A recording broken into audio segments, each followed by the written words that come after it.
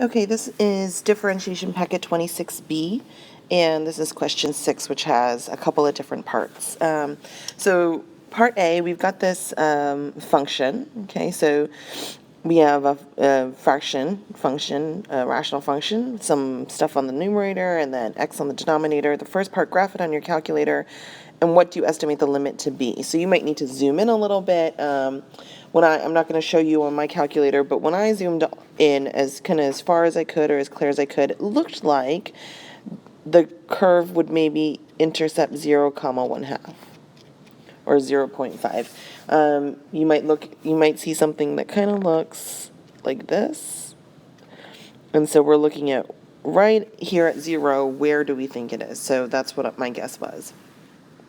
Can we actually evaluate this limit, right, from the left and the right side, what's going on at 0 by plugging in 0? So this is kind of hearkening back to the first couple of packets of the year when we were talking about limits, and normally what we'd like to do is just plug the number in.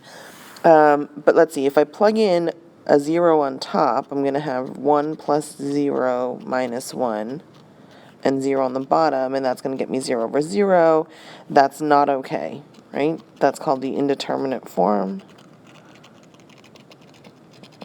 And we can't have that. You can't have 0 over 0. That doesn't mean anything. That doesn't exist. Okay, well, we were just introduced the previous page of this packet to something called L'Hopital's rule. But there's a couple conditions in order for L'Hopital's rule to exist. The first condition is when I plug in 0 to the top and bottom, do I get 0? So the first condition, do I get 0 on top and 0 on the bottom? Yes, and you can see that that happened here, right? I plugged in 0 on the top, I got 0. I plugged 0 on the bottom, I got 0. The second condition is, does the derivative of the top and the derivative of the bottom, do they exist?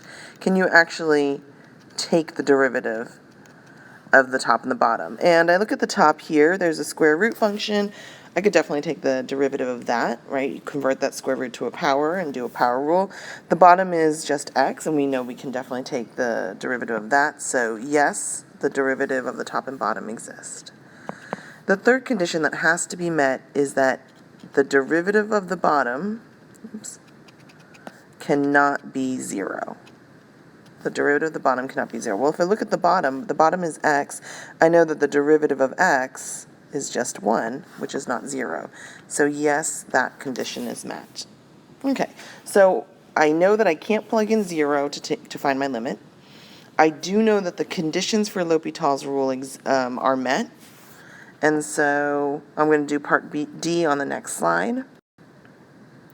So it says, if so, apply L'Hopital's rule to evaluate this limit. So if you remember from the previous page, it says, for L'Hopital's rule, if I want to take the limit of a rational function, meaning a top and a bottom function, and all those conditions are met, then I really am just taking the top derivative and the bottom's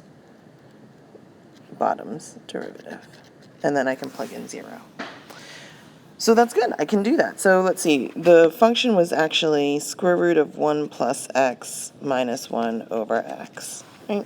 So for the top, I'm going to convert that to a power of 1/2, and it's a power rule.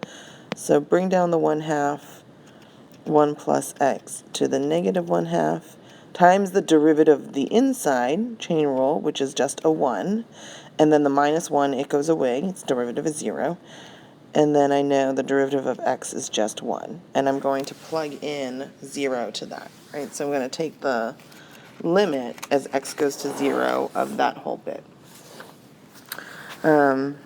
So let me clean this up a little bit. This could really be written as 1 over 2 root 1 plus x, right? And that's going to be 1 over 2 square root of 1 plus 0, which is just 1/2. And that was what I saw in my calculator, right? So it makes sense that this is the answer. It reflects what I saw in my calculator. It seems to work. And there we've used L'Hopital's rule so that I could just kind of plug in 0 into the derivative of each. Okay.